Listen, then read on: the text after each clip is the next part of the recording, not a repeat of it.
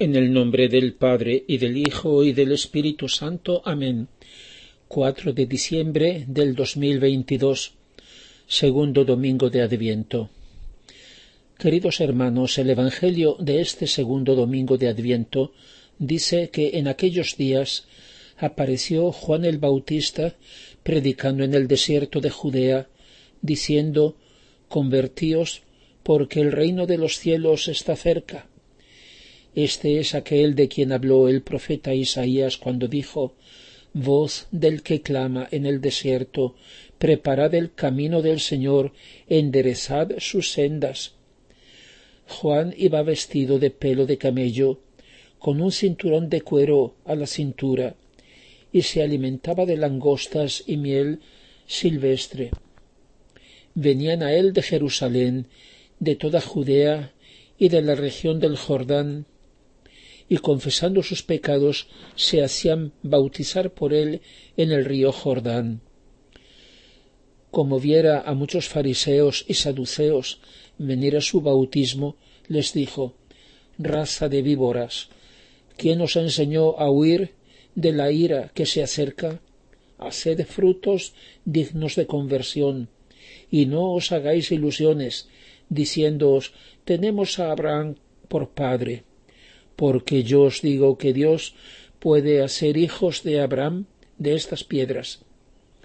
Ya está puesta el hacha a la raíz de los árboles, y todo árbol que no dé fruto será cortado y arrojado al fuego.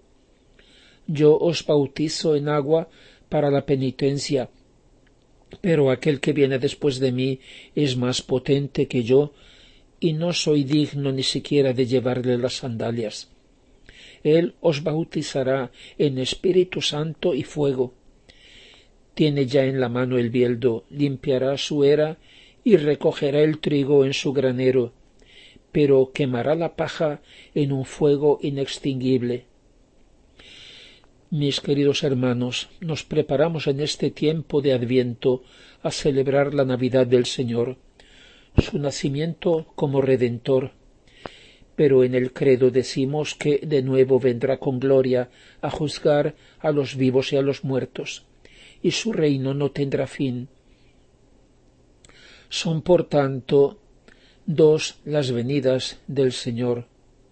En el Antiguo Testamento esperaban la venida del Mesías, el Salvador, el Rey de Israel, el hijo o descendiente de David, y así se habían hecho una idea de este personaje extraordinario, maravilloso, prometido por Dios, pero tenían una idea todavía confusa, porque no se daban cuenta de lo que había de ser el reino de Dios.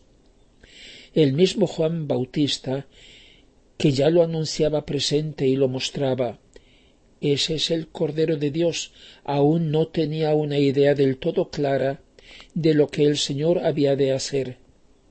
Sí, Él es el que quita los pecados del mundo, pero lo ve como si ya hubiera llegado el momento del cumplimiento de su reino y por tanto del juicio y de la purificación, cuando eliminará todo lo que se opone a Él. Es decir, que lo pensaban como Rey victorioso y glorioso, pero no podían comprender que antes tenía que llevar a cabo la redención.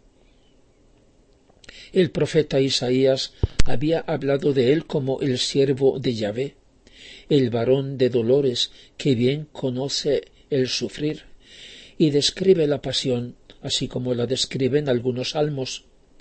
Es decir, sabían, pero no relacionaban esas dos figuras, no se daban cuenta de que era la misma persona, el Hijo de Dios hecho hombre. Por eso, cuando Jesús se mostró humilde, pobre, en el dolor, humillado, y se dejó crucificar, los que no tenían el corazón abierto a la luz de Dios se escandalizaron de él. Lo rechazaron por ese motivo, no comprendiendo que es la misma persona y que antes de establecer su reino tenía que llevar a cabo la redención. Debía hacer una purificación no ya destruyendo a sus enemigos, sino los pecados, asumiendo él la responsabilidad. No comprendían que es el mismo Jesús que había de venir en dos tiempos diferentes, como Redentor primero y como Rey más adelante, mientras que nosotros tenemos ya motivos para ver claro. Pero hay una diferencia. Aquella gente de entonces pensaba sólo en la venida gloriosa del Mesías, del Salvador, como Rey, el Rey de Israel, que había de establecer su reino sobre todas las naciones, un dominio mundial entendido de un modo muy material, semejante a como son los reinos humanos, un rey que había de dar al pueblo elegido el dominio sobre todos los pueblos, sometidos como siervos a Israel, mientras éste había de gozar de todo bien y dicha en la tierra. Pero el reino de Dios no tiene nada que ver con los reinos de la tierra. Su reino no es de este mundo. El verdadero reino de Dios es el que el Padre viva en el corazón de cada hijo, y que cada hijo sea en todo y por todo como Jesús. El reino de Dios es tener en nosotros la vida de Jesús, es ser transformados en él, aun siendo nosotros criaturas, tener su forma de pensar, sus gustos, sus pensamientos, su amor, su intimidad con el Padre, de forma que podamos decir con él: todo lo mío es tuyo y todo lo tuyo es mío, yo soy todo tuyo y tú eres todo mío. Ese reino de Dios lo poseía Adán cuando fue creado, inocente y santo, a semejanza de Dios. Pero lo perdió con su desobediencia, con su ingratitud, habiéndose enfriado su amor cuando quiso ser como Dios, pero sin Dios, es decir, cuando prefirió hacer su voluntad en lugar de la voluntad de Dios. Dejó de ser hijo, y así el reino de Dios desapareció de la tierra. Pero el decreto eterno de Dios, su sueño de amor, puede ser aplazado, mas no anulado. Antes de darlo de nuevo, tenía que reparar el mal mediante la redención.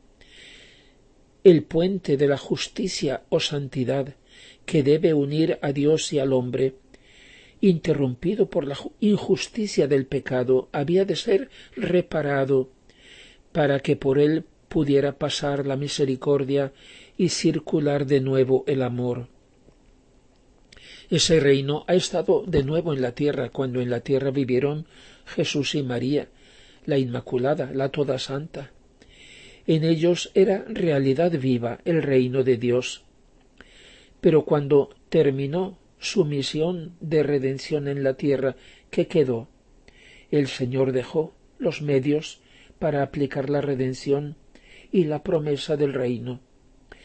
En los fieles, en los buenos, había sólo una preparación, el deseo, el tratar de estar preparados para la venida del Señor. Mientras que ahora sucede lo contrario. Algunos, en todo caso, recuerdan y celebran la redención, lo que Jesús hizo y sufrió. Muy bien. Sí, el Señor ha resucitado y estamos muy contentos, aleluya. Y luego ya no van más allá, ni esperan otra cosa. Sin duda, debemos contemplar todo lo que Jesús hizo y sufrió, la redención, volver con el pensamiento y con el corazón a meditar su pasión. Eso es vital para nosotros, a partir de su nacimiento, o más aún a partir del momento en que se encarnó, que entonces empezó a redimirnos, empezó su pasión. Pero no basta. Debemos mirar también al fruto de todo eso, a la finalidad del Señor. De nuevo vendrá con gloria a juzgar a los vivos y a los muertos, y su reino no tendrá fin.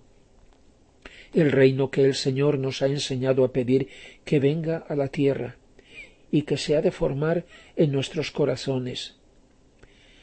El sentido del Adviento es Por una parte, vivir con Jesús su venida de hace 2000 años, cuando nació en Belén, y prepararnos a su venida prometida como Rey, invocando con el grito del corazón: ven, porque no podemos vivir sin ti. Ven a traer de nuevo el orden a nuestra vida. Maranatá, ven, Señor Jesús, venga tu reino. Gloria al Padre, y al Hijo, y al Espíritu Santo, como era en el principio, ahora y siempre, y por los siglos de los siglos. Amén.